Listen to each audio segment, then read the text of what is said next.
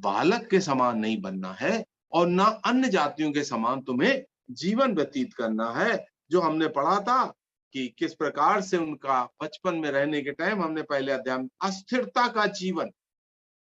प्रचार करने वाले प्रचार करने आते हैं, मोहित करते हैं और भेड़ों को चुरा ले जाते हैं। उनका ध्यान भेड़ों पर नहीं है, अपने पॉकेट पर है। किस प्रकार से वो उनसे कुछ फायदा उठा सकते हैं। और मैंने आपको यूहन्ना के 10 अध्याय से बताया भी था किस प्रकार से अनजाना, मजदूर और चरवाहा, 3 प्रकार के लोग।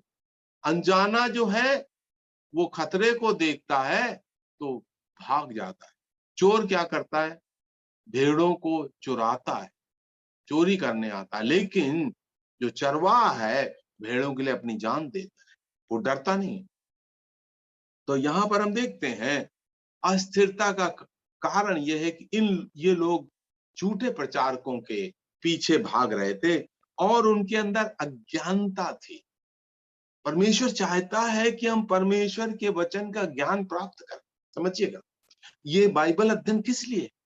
ताकि आपके मन में परमेश्वर का वचन प्रवेश करे और उस वचन के अनुसार आप जीवन बिताएं।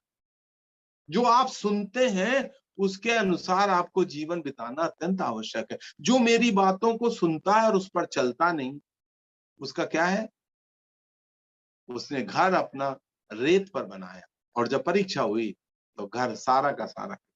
लेकिन जो मेरी बातों को सुनता है, जो बाइबल अध्ययन में आप सुनते हैं, उसको मन में उतारते हैं, दिल में रखते हैं और उसके अनुसार अपने कदम बढ़ाते हैं, आपका भाई और बहन और घर कभी नहीं गिरेगा। ये परमेश्वर का वायदा है और ये मैं अपने अनुभव से आपको बता सकता हूँ, वो घर कभी नहीं गिरेगा। तो हमारे अंदर ना तो अस्थिरता हो, ना ही अज्ञानता हो।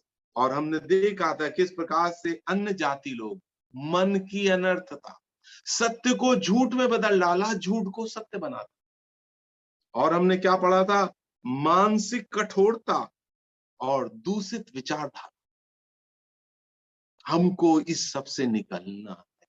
और हमने पिछले दफे ये भी देखा था किस प्रकार से इन कामों के कारण, रोमियो के 1 अध्याय में हमने देखा था 28 से 32 तक 22 पाप वहां पर लिखे गए हैं और उन पापों के कारण अन्य जातियों पर परमेश्वर का क्रोध भड़कता है। इसलिए अगर आपका जीवन अन्य जातियों के समान या अपरिपक्वता, बचपना होगा तो परमेश्वर आपसे खुश कभी नहीं होगा।